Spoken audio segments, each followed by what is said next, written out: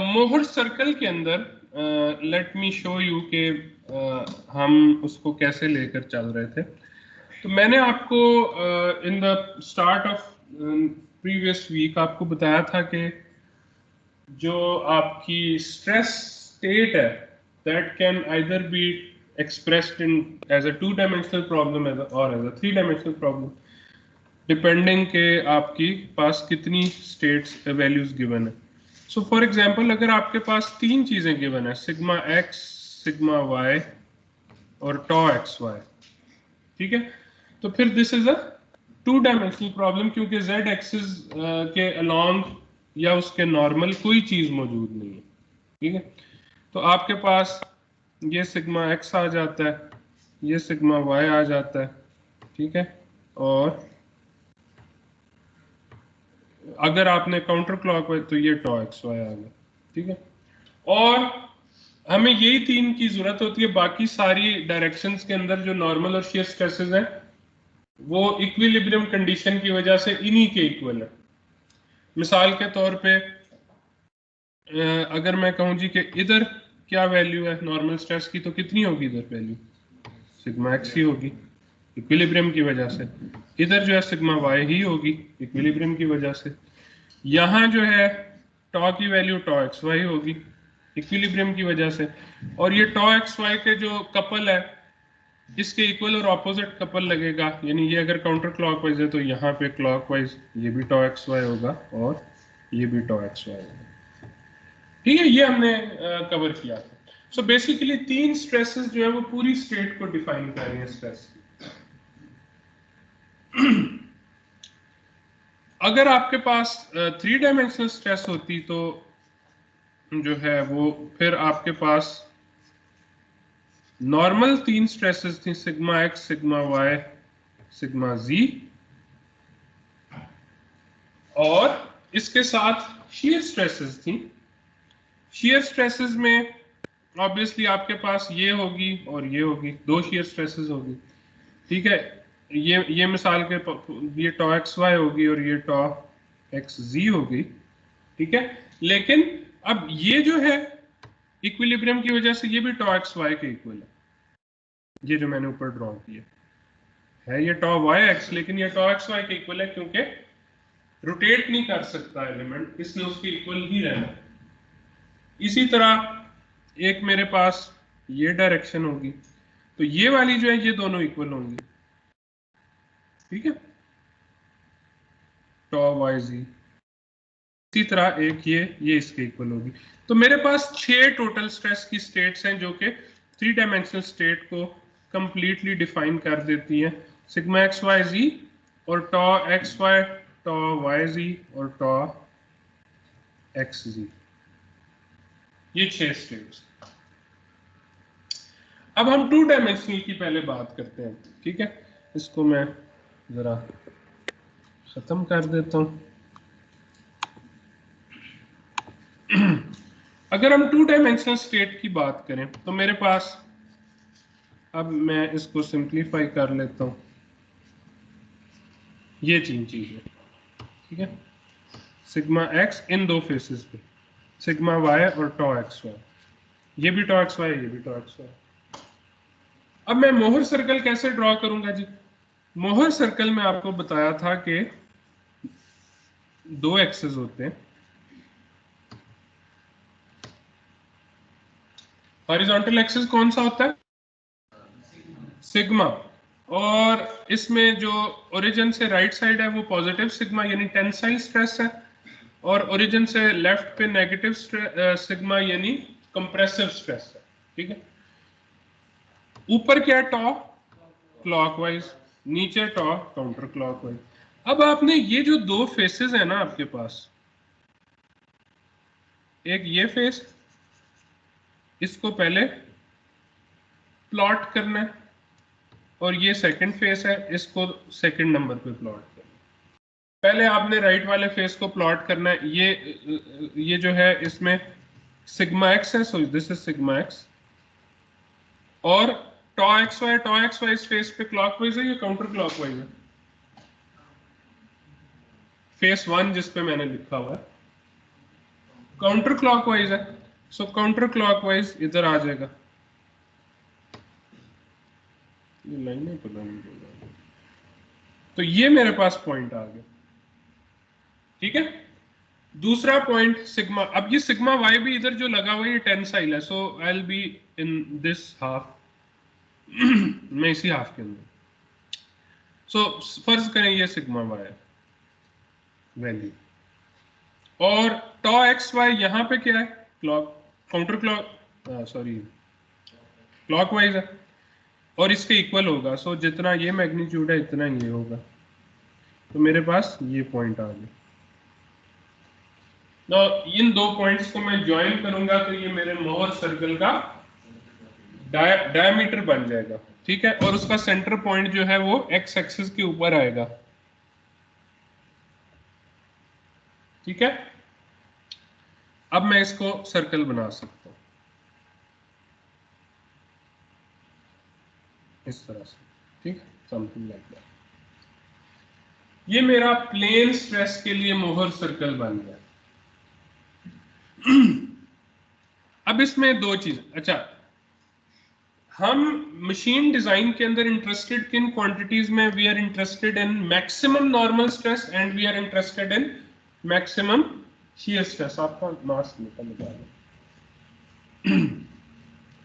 पिछले 3-4 दिनों में ना, क्या हुआ, हाँ ठीक है, पिछले 3-4 दिनों में फैला बहुत ज्यादा है। अब तो ऐसे है कि जानने वालों में बहुत ज्यादा लोग हैं जिनको जो इफेक्टेड है, तो एहतियात करने की जरूरत है जी।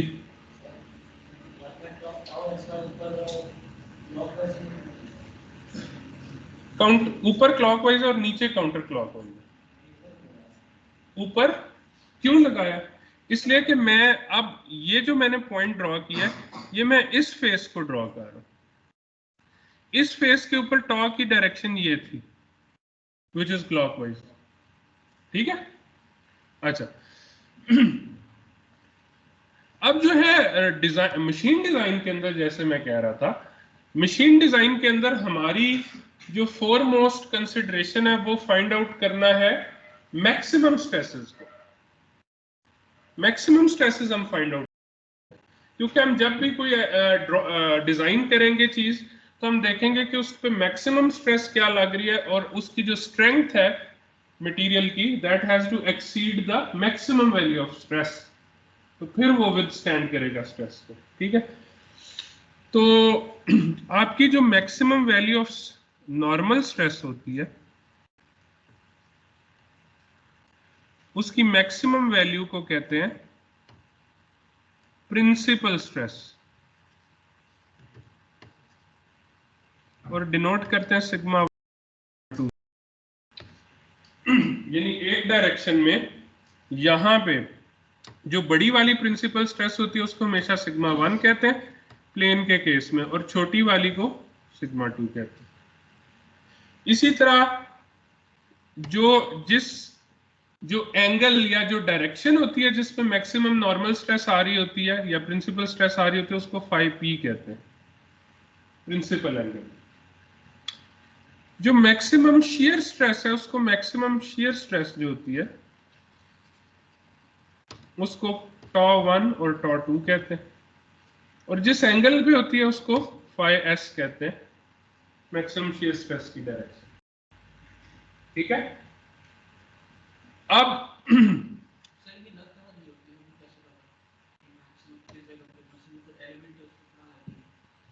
यानी एलिमेंट, ये एलिमेंट है ना, इसके ऊपर ये जो गिवन एलिमेंट था इसके ऊपर तो जो है वो सिग्मा एक्स लग रही थी ना, ये जब हम इसको रोटेट करेंगे या किसी एंगल पे कट करेंगे तो ये सिग्मा एक्स चेंज होना शुरू हो जाएगी, तो जहां पे मैक्सिमम वैल्यू इसकी हो जाएगी वहां पे वो एंगल 5P होगा। हाँ ठीक है, तो फॉर एग्जाम्पल अगर मैं यहां से इसको कट करूं तो इसकी नॉर्मल स्ट्रेस ये और शियर स्ट्रेस ये हो जाएगी। अब ये सिग्मा अगर सिग्मा 1 हुआ यानी मैक्सिमम स्ट्रेस हुई तो ये वाला एंगल जो है ये 5p हो जाएगा, प्रिंसिपल डायरेक्शन हो जाएगी। अच्छा खैर, तो अब मुझे सिग्मा 1 की वैल्यू पता होनी चाहिए, सिग्मा 2 की। इसी तरह मैक्सिमम देखेंगे वो सेंटर से ऊपर जो सरकमफ्रेंस पे वैल्यू होगी स्ट्रेस की वो टॉ 1 और टॉ 2 होगी, ऑब्वियसली ऐसे ही है ना। तो सिग्मा 1 और अच्छा ये जो सेंटर है इसके कोऑर्डिनेट्स हमेशा होंगे sigma x plus sigma Y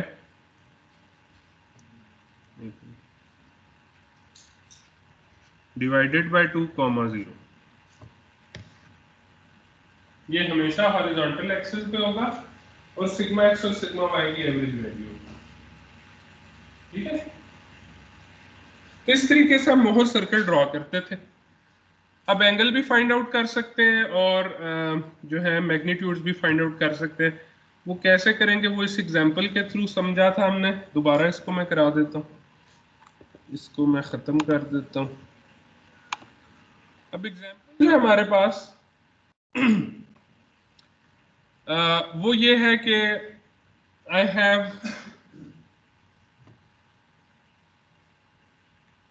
80, ये क्या है, this is sigma x right, और ये मेरे पास 50 है, ये टॉ एक्स वाई, और आप देख सकते हैं कि क्लॉकवाइज है। तो ये हमारा फेस 1 हुआ करता है जिसको हम पहले प्लॉट करते हैं, और ये हमारा फेस 2 होता है जिसको हम दूसरे नंबर पे प्लॉट करते हैं। वहां पे देखें क्या है, वहां पे ये तो इक्विलिब्रियम की वजह से 50 है और वाई एक्सिस के अंदर नॉर्मल स्ट्रेस कोई नहीं गिवन, सो वो 0 होगी। So what I have is basically sigma x is equal to 80, ठीक है, tau x Y is equal to 50। Unit जरूर लिखा करें। ये क्या है जी, क्लॉकवाइज है कि काउंटर क्लॉकवाइज है? इस फेस पे क्लॉकवाइज और sigma y is equal to 0। यही 3 वैल्यूज हमें चाहिए होती हैं प्लॉट करने के लिए। सो मैंने क्या किया जी,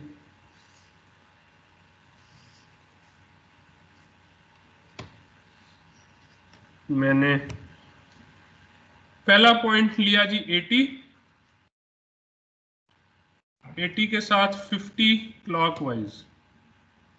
तो लेट्स से दिस इज 50, सो 80,50, ठीक है। और दूसरा पॉइंट अब मैंने इस फेस को ड्रॉ करना है, इसमें सिग्मा की वैल्यू 0 है, सिग्मा वाई 0 है, और जो है वो काउंटर क्लॉकवाइज वो अगेन 50 होगा, ठीक है। तो मेरे पास ये पॉइंट आ जाएगा 0,50, ठीक है। अब इन दोनों को मैंने ज्वाइन कर दिया, या थोड़ा बेहतर ज्वाइन कर लेते हैं,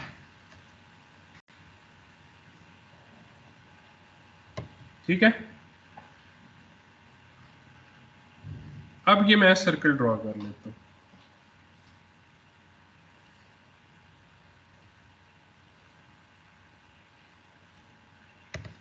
ठीक है। ये सर्कल ड्रॉ हो गया। नाउ द नेक्स्ट, अच्छा आपको दो चीजें फाइंड करनी चाहिए सबसे पहले, एक सेंटर पॉइंट सर्कल का और एक रेडियस सर्कल का। सेंटर पॉइंट क्या होगा?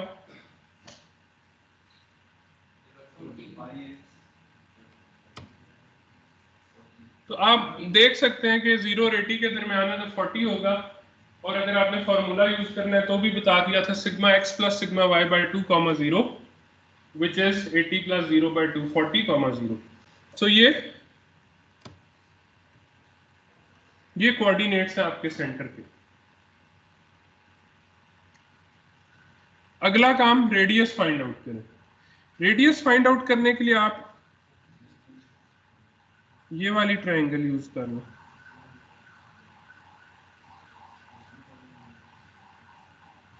ठीक है। नहीं बन रही। ये डिस्टेंस 40 है, ये 40 है ना डिस्टेंस, ये डिस्टेंस कितना है 50, तो ये कितना होगा, हाँ 30, ये 50 था ना ये, तो this is 50 square plus 40 square under root 64 था, so radius is 64 and centre is 40,0। अब बताएं कि सिग्मा 1 की क्या वैल्यू होगी, सिग्मा 1 की। So now this is 40 plus radius, so sigma 1 is 40 plus 64, 104 megapascal, ठीक है। सिग्मा 2 would be माइनस, क्योंकि नेगेटिव है नजर आ रहा है, 64 माइनस 40 माइनस 24 मेगापास्कल,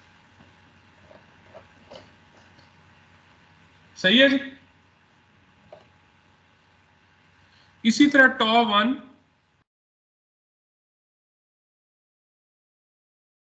सर ये स्ट्रेसेस दोबारा बता दें, S1 और सिग्मा 1 और सिग्मा 2 सर।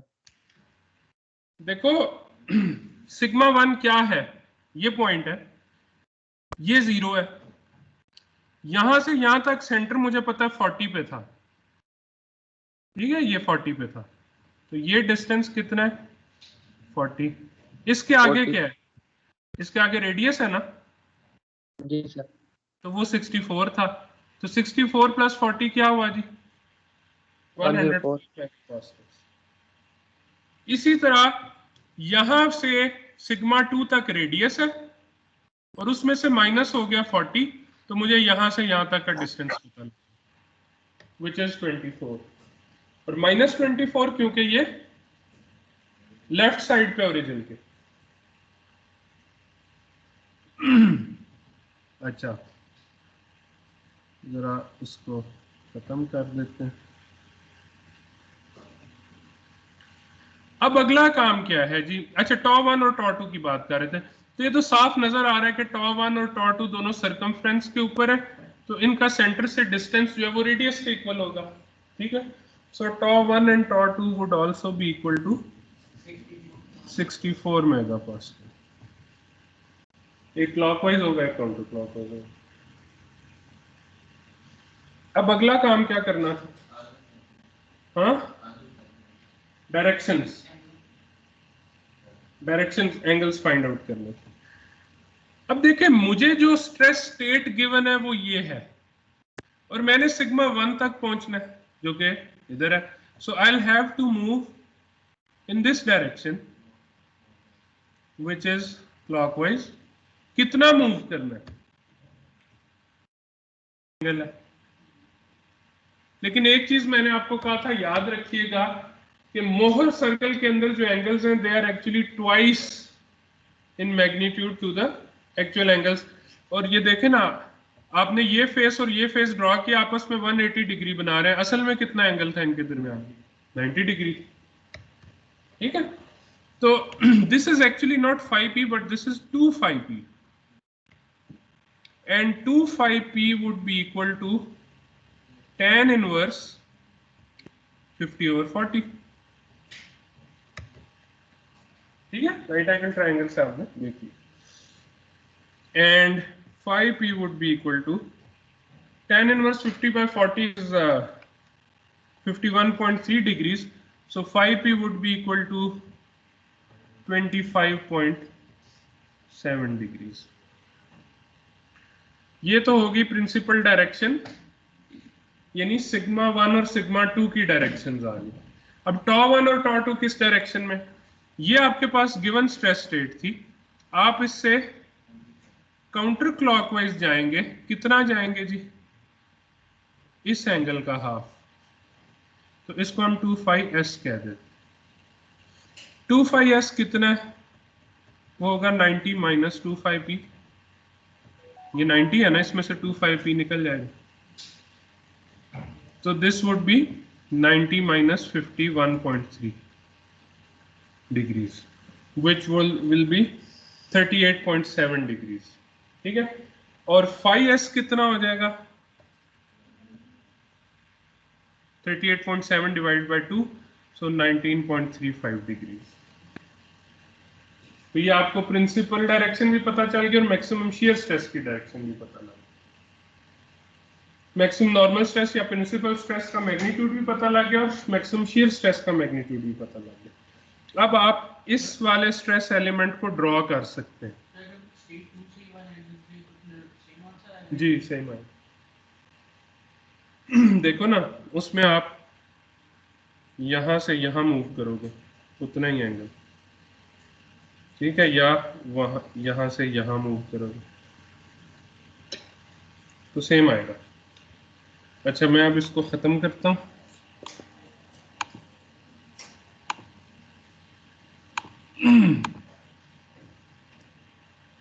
तो मेरे पास ये आई है सिचुएशन, ये मुझे गिवन थी और मुझसे कहा गया था कि प्रिंसिपल स्ट्रेसेस फाइंड आउट करूं।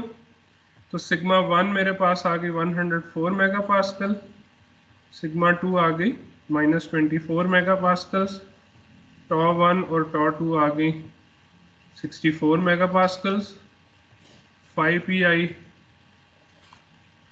25.7 डिग्रीज क्लॉकवाइज और 5s आई 19.3 डिग्रीज काउंटर क्लॉकवाइज। तो अब मैं इसको कैसे ड्रॉ करूंगा? सबसे पहले मैं सिग्मा 1 और सिग्मा 2 इसको ड्रॉ करता हूं। अच्छा, एक चीज तो आप अप्रिशिएट करेंगे कि सिग्मा 1 और सिग्मा 2 जहां पे यानी नॉर्मल स्ट्रेसेस मैक्सिमम है, वहां पे शियर स्ट्रेस की क्या वैल्यूज होती हैं? 0, क्योंकि सिग्मा 1 और सिग्मा 2 हमेशा हॉरिजॉन्टल एक्सिस के ऊपर होते हैं, तो शियर स्ट्रेस 0 होती है।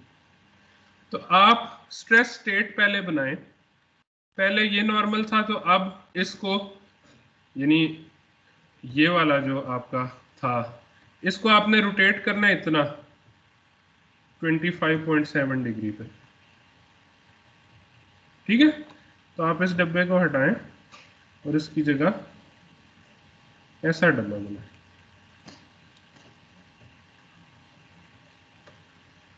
ठीक है ना, और ये आपने क्या किया, ये आपने इसको 25.7 डिग्री क्लॉकवाइज रोटेट किया। अब आप इस पे ये रोटेट हो गया, इधर ही छोटा सा 25.7 डाल देते हैं। अब आप इस पे नॉर्मल स्ट्रेस सिग्मा 1 लगा सकते हैं इक्वल्स टू 104 मेगापास्कल्स, और यहां पे -24 मेगापास्कल है, so this would be in this direction compressive stress. Shear stress कितनी लगेगी? 0, क्योंकि प्रिंसिपल नॉर्मल स्ट्रेस के साथ शियर स्ट्रेस 0 है। अब दूसरी इसको ड्रॉ कर लें, इस स्टेट को। यहां पे आपके पास पहले जो ये डब्बा था इसको आपने काउंटर क्लॉकवाइज रोटेट करना है, कितना 19.3 डिग्रीज। ये वाली चीज जो है ये आप इस तरह ड्रॉ करेंगे। ठीक है, और इसके ऊपर आप नॉर्मल स्ट्रेस कितनी लगा शियर स्ट्रेस कितनी लगाएंगे वो तो आपको पता है, कितनी होगी 64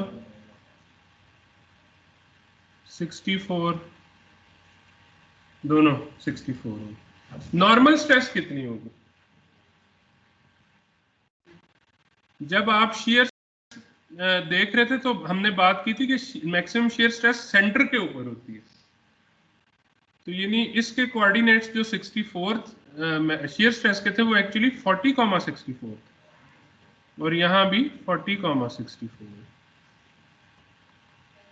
तो यानी मैक्सिमम शियर स्ट्रेस के साथ 40 मेगापास्कल नॉर्मल स्ट्रेस भी लग रही है, तो आप यहां पे 40 और 40 की नॉर्मल स्ट्रेस भी लगाएंगे। ठीक है जी। तो this is how you draw Mohr circle and represent दो stresses, maximum stresses on a stress element. ये अब आपने क्या किया, इसने क्वेश्चन में पूछा था, इसने कहा था प्रिंसिपल स्ट्रेसेस फाइंड करें, प्रिंसिपल डायरेक्शन फाइंड करें and show these on a stress element correctly aligned. तो ये हमने नए स्ट्रेस एलिमेंट ड्रॉ किए जो कि अलाइंड थे अकॉर्डिंग टू मैक्सिमम स्ट्रेसेस। इसी तरह टॉ 1 और टॉ 2 को भी हमने ड्रॉ कर। सो ये इसका आगे उसने जो हमने इक्वेशन जो डिराइव नहीं की थी, मैंने आपको दिखाई थी, उनके जरिए भी फाइंड आउट किया तो सेम आंसर्स आते हैं। That is fine. फिर हमने उसके बाद बात की जनरल 3 डायमेंशनल स्ट्रेसेस की, कि आपके पास स्ट्रेस हमेशा 3 डायमेंशंस में होती है। हाँ, अगर z एक्सिस के along shear stresses and z axis के नॉर्मल डायरेक्शन में नॉर्मल स्ट्रेसेस जो है, जिस प्लेन का z एक्सिस नॉर्मल स्ट्रेस है, उस पे जो नॉर्मल स्ट्रेस है वो अगर 0 होगी तो फिर वो एक 2 डायमेंशनल प्रॉब्लम बनेगी। अदरवाइज जनरल केस के अंदर तो स्ट्रेस इस तरीके से होती है, आपको पता है।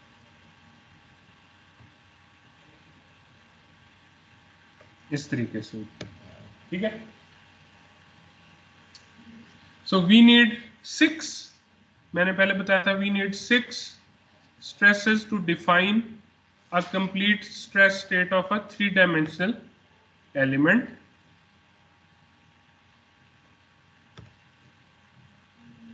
थ्री डायमेंशनल या इसको कहते हैं मोहर 3 सर्कल। बेसिकली आप 2 डायमेंशन में मोहर सर्कल ड्रॉ करते हैं, आप एक पेपर पे ड्रॉ करें, यानी एक प्लेन के अंदर ड्रॉ करें, ठीक है। तो अगर तो आपको आप एक स्फीयर को देख सकें तो शायद एक मोहर सर्कल की जगह एक मोहर स्फीयर बन जाए 3 डायमेंशनल स्टेट के लिए। But because we want to remain in R 2 dimensions, तो हम 3 डायमेंशनल स्ट्रेस स्टेट को मोहर 3 सर्कल डायग्राम से शो करते हैं, यानी 3 मोहर सर्कल बनाते हैं, ठीक है। बेसिकली 3 मोहर सर्कल कैसे बने, एक XY प्लेन में बन रहा है सर्कल, एक YZ प्लेन में बन रहा है और एक ZX प्लेन में बन रहा है। और उसको इस तरीके से बनाया भी जा सकता है, but a more easier way is कि आप पहले प्रिंसिपल स्ट्रेसेस फाइंड आउट कर लें। आप सिग्मा 1, सिग्मा 2 और सिग्मा 3 जो प्रिंसिपल नॉर्मल स्ट्रेसेस हैं उनको आप पहले फाइंड आउट कर लें, और फिर आपको पता है कि जो प्रिंसिपल स्ट्रेसेस होती हैं उनकी अकम्पनिंग शियर स्ट्रेस कितनी होती है, 0। So these 3 stresses would be located on the horizontal axis. तो आप बेसिकली अगर आपको 3 स्ट्रेसेस पता है, सिग्मा 1, सिग्मा 2, सिग्मा 3, तो आप इन तीनों के दरमियान सर्कल्स बना के इस तरीके से मोहर 3 सर्कल डायग्राम बना सकते हैं, ये जो आपको नजर आ रही है। अब सवाल ये है कि सिग्मा 1, 2, 3 को कैसे फाइंड आउट करें। हमारे पास गिवन तो वो 6 स्ट्रेसेस हैं, ये वाली 6 स्ट्रेसेस। तो ये इक्वेशन है जो सिग्मा को सॉल्व करने के लिए, सिग्मा इज द वेरिएबल, और इसके अंदर वही 6 stresses, sigma x, sigma y, sigma z, टॉ xy, टॉ yz, टॉ zx, ये 6 स्ट्रेसेस की फॉर्म में, ये 6 कांस्टेंट्स हैं, इसकी फॉर्म में ये आपको स्ट्रेसेस गिवन है। सो ये एक क्यूबिक इक्वेशन है। इस क्यूबिक इक्वेशन के रूट्स क्या होंगे, 3 सिग्मास की वैल्यूज होंगी। जैसे एक्स क्यूब की इक्वेशन का सोल्यूशन क्या होता है, x1, x2, x3। तो इसी तरह सिग्मा 1, सिग्मा 2, सिग्मा 3 होंगे, लेकिन आपने उसको ऑर्डर इस तरह करना है कि सिग्मा 1 को हमेशा मैक्सिमम वैल्यू देनी है, जो मैक्सिमम वैल्यू होगी उसको सिग्मा 1 कहना है, जो मिनिमम वैल्यू होगी उसको सिग्मा 3 कहना है, जो दरमियान वाली वैल्यू उसको सिग्मा 2 कहना है। उसके बाद उन तीनों को इधर आप प्लॉट करके उनके दरमियान सर्कल्स ड्रॉ कर लें। तो this is Mohr's 3 circle diagram. अब इसमें जो 1 और 2 के दरमियान सर्कल बनेगा उस पे मैक्सिमम शियर स्ट्रेस जो आएगी उसको कहता है टॉ 1/2 जो सेकंड और थर्ड स्ट्रेस के दरमियान सर्कल बन रहा है प्रिंसिपल स्ट्रेस के दरमियान, उधर जो मैक्सिमम शियर स्ट्रेस आ रही है उसको टॉ 2/3। और जो बड़ा वाला सर्कल है 1 और 3, हमेशा सबसे बड़ा सर्कल 1 और 3 के दरमियान बनेगा और उसकी मैक्सिमम शियर स्ट्रेस टॉ 1/3 होगी, which would also be the absolute maximum shear stress. अब टॉ 1/3 किसके इक्वल होगी आप इधर से देख सकते हैं। Tau 1/3 would be equal to sigma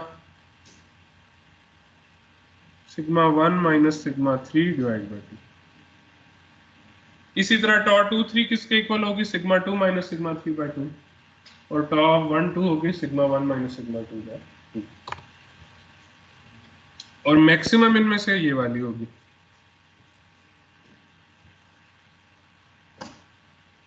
ठीक है। सो फॉर एग्जांपल यहाँ पे although these are both plane stress problems, लेकिन उसने मुझे कहा कि मोहर 3 सर्कल डायग्राम बनाओ। तो सिंपल है, आप इसको कंसिडर करें कि z सिग्मा z टॉ xz और टॉ yz 0। ठीक है, z के लॉन्ग शियर स्ट्रेसेस और z के लॉन्ग नॉर्मल स्ट्रेस वो 0। So basically this is sigma x equal to 10, sigma y is equal to -4, sigma z क्या होगा। ठीक है, बाकी भी जो चीजें गिवन नहीं है 0 है, टॉ एक्स वाई भी 0 है, टॉ वाई जी भी 0 है, टॉ जी एक्स भी 0 है। सो जहां पे तीनों शियर स्ट्रेसेस 0 है इसका मतलब है ये तीनों वैसे ही प्रिंसिपल स्ट्रेसेस हैं। आप इसको यूं ड्रॉ कर दें, सिग्मा 1 को 10 रखें, सिग्मा 2 ये 0 है, सिग्मा 2 को 0 रखें और सिग्मा 3 को -4 रखें। ठीक है, एक सर्कल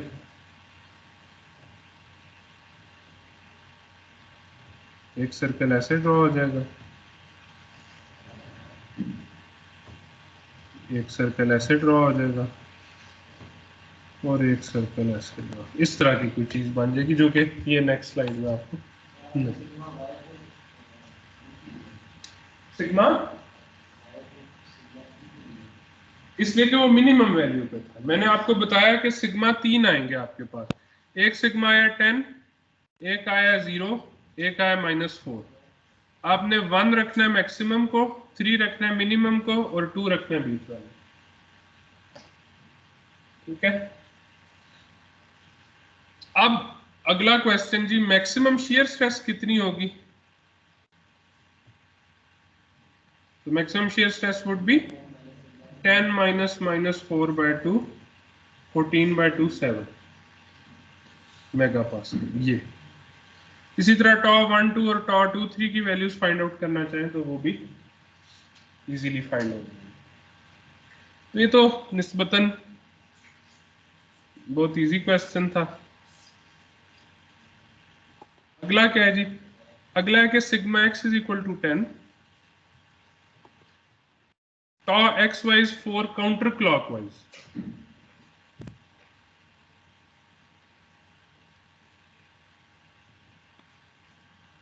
ठीक है, जिसका मतलब है कि इधर क्या होगा, इधर भी 4 होगा। ये दो चीजें गिवन है, सिग्मा एक्स गिवन है 10, टॉ एक्स वाई गिवन है 4। तो मैं क्या करूंगा जी, मैं पहले ये वाली साइड ड्रॉ करूंगा, 10 4 काउंटर क्लॉकवाइज, ये पॉइंट आ जाएगा। ठीक है, फिर ये वाली साइड ड्रॉ करूंगा, इसमें क्या है 4 क्लॉकवाइज और सिग्मा वाई 0 के बने। By the way sigma y 0 है और सिग्मा जी भी 0 है जी। देखो मैं वही कह रहा हूँ ना, थर्ड डायमेंशन में कुछ अप्लाई ना होने का मतलब ये नहीं है कि थर्ड डायमेंशन एग्जिस्ट नहीं करती, उसमें 0 है।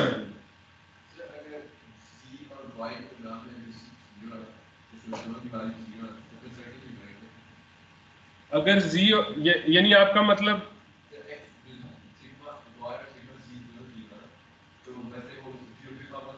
नहीं, वैसे तो अगर सिग्मा वाई और सिग्मा जी दोनों जीरो हैं, ठीक है, और जो है टॉ सिग्मा वाई टॉ वाई जी की अगर कोई वैल्यू हो तो फिर तो वो बिल्कुल ओरिजिन ही उसका सेंटर बनेगा, ऊपर नीचे होंगे पूरा सर्कल लग जाएगा।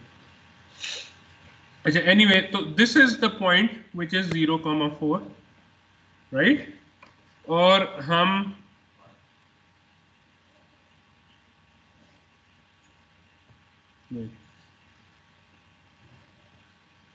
ये बेसिकली डायमीटर बनेगा इसका, गलत बन गया थोड़ा सा, चलें खैर। और ये इस तरह से सर्कल बन जाएगा। अगेन आपने क्या करना है, आपने सेंटर फाइंड आउट करना है which would be 5,0, radius find out करना है विच वुड बी 6.4, क्योंकि अगेन ये वाली राइट एंगल आपने जिसके अंदर ये 5 है और ये 4 है, ठीक है। तो आपका सिग्मा 1 ये होगा, सिग्मा 1 की क्या वैल्यू होगी,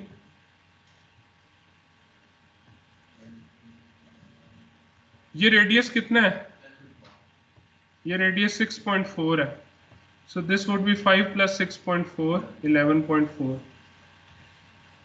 अच्छा, सिग्मा 2 वुड बी 0।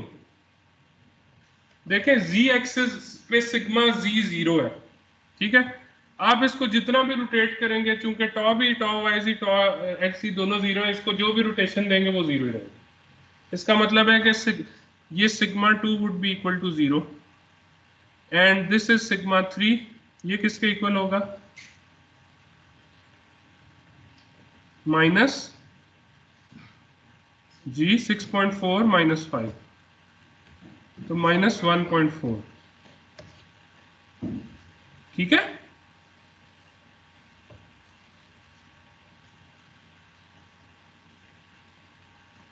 अब आपके पास तीनों पॉइंट्स आ गए, आप ये 3 सर्कल डायग्राम भी बना सकते इस तरह करके, जो भी ये इधर आ ठीक है। सो आपके पास सिग्मा 1 11.4, सिग्मा 2 0 और सिग्मा 3 -1.4 मेगापास्कल आ जाएंगे। इसी तरह टॉ 1/3 वो 11.4 + 1.4/2, या इस सर्कल का रेडियस आपने देखा था कि 6.4 है रेडियस, तो ये 6.4, ये बड़ी वैल्यू होगी। इसी तरह टॉ 1 2 क्या होगा, सिग्मा 1 - सिग्मा 2/2, टॉ 2 3 क्या होगा, सिग्मा 2 - सिग्मा 3/2, तो इनकी ये वैल्यूज आ गई। तो इस तरीके से आप प्लेनर केस में भी मोहर्स 3 सर्कल डायग्राम बना सकते हैं, लेकिन प्लेनर केस में मोहर्स 3 सर्कल डायग्राम में हमेशा एक वैल्यू सिग्मा की, वो प्रिंसिपल स्ट्रेस की, वो हमेशा 0 होगी। हाँ, अगर 3 डायमेंशनल वाकई केस हुआ जिसमें सिग्मा जी की वैल्यू या टॉ वाई जी जी एक्सिस के अंदर कोई वैल्यू प्रेजेंट हुई, तो फिर ये तीनों डिफरेंट वैल्यूज होंगी और आपको बेसिकली इस इक्वेशन में से सिग्मा 1 2 3 पहले निकालने पड़ेंगे, इस इक्वेशन में, ठीक है। एक्सक्यूज मी सर, सर पिछले क्वेश्चन में सिग्मा 2 0 कैसे है? इसलिए कि मेरे पास जो प्रिंसिपल स्ट्रेसेस आई हैं, वो एक प्रिंसिपल स्ट्रेस आई है 11.4, एक आई है -1.4। इन दोनों के दरमियान मैंने सर्कल ड्रॉ कर दिया, लेकिन मुझे कहा गया है कि मोहर्स 3 सर्कल डायग्राम बनाओ, इसलिए मुझे जी एक्सिस में भी जरूरत है प्रिंसिपल स्ट्रेस फाइंड आउट करने की। जी एक्सिस में स्ट्रेस की क्या वैल्यू है, 0, और आप ये एक्स वाई प्लेन के अंदर इसको जितना भी रोटेट करेंगे, जी पे क्या वैल्यू रहेगी स्ट्रेस की, 0 ही रहेगी, 0 से चेंज नहीं हो सकती। इसलिए तीसरी स्ट्रेस की वैल्यू वो 0 है। अब मैंने देखा कि सबसे बड़ी इनमें से जो वैल्यू, उसको सिग्मा 1 कह दिया, सबसे छोटी को 3 कह दिया और बीच वाली को 2 कह दिया, ठीक है। इसीलिए मैं कह रहा हूं कि 2 डायमेंशनल प्रॉब्लम में अगर मुझे तीन प्रिंसिपल स्ट्रेसेस फाइंड आउट करने का कहा जाए तो उनमें से एक हमेशा 0 होगी, जो बेसिकली z के कॉरेस्पॉन्डिंग होगी। तो बेसिकली इसकी जरूरत पड़ती भी नहीं है, आप क्योंकि प्लेनर केस में तो आपको एक ही मोहर सर्कल काफी था इस केस में। मैक्सिमम शियर स्ट्रेस आपकी निकल रही थी इससे 6.4 मेगापास्कल। हाँ, अलबत्ता अगर यहाँ पे प्रॉब्लम ये होती कि सिग्मा एक्स की वैल्यू दी होती कोई 10, टॉ एक्स वाई की दी होती 4, और अगर सिग्मा जी या टॉ एक्स जी या टॉ वाई जी इन तीनों में से किसी एक की भी वैल्यू गिवन होती, तो फिर आप जो वैल्यूज गिवन है उनको इस इक्वेशन में डालते और जो नहीं गिवन उनकी जगह 0 डालते और फिर इस क्यूबिक इक्वेशन को सॉल्व करते, तो आपके पास सिग्मा 1, सिग्मा 2 और सिग्मा 3 की तीन वैल्यूज आती जिनमें हो सकता है 0 किसी की वैल्यू भी ना हो। फिर आप सर्कल इस तरीके से ड्रॉ कर सकते। ठीक है जी, क्लियर है आपका question? Yes sir, thank you. आखिर में हमने इलास्टिक स्ट्रेन की एक स्लाइड देखी थी जो कि बेसिकली आप मैकेनिक्स ऑफ मटेरियल्स में देख चुके हैं। So this was a recap for last weeks lecture, क्योंकि लास्ट वीक वीडियो की प्रॉब्लम्स थी और उसकी वजह से हम आधी क्लास उसको नहीं कवर कर सकी थी। तो कल जो हमारी 2 घंटे की क्लास होगी उसमें फिर हम चैप्टर 5 स्टार्ट करेंगे, which is basically formally the start of this course. अभी तक तो हम मैकेनिक्स ऑफ मटेरियल्स के कॉन्सेप्ट्स ही देख रहे थे। आएगा, Mohr circle is a part of, यानी चैप्टर 1 से 4 तक is mechanics of materials, is part of this course, but it relates to mechanics of materials. इसमें ये चैप्टर 3 में हमने पढ़ा है। ठीक है, तो मैं इधर रिकॉर्डिंग स्टॉप करता हूँ।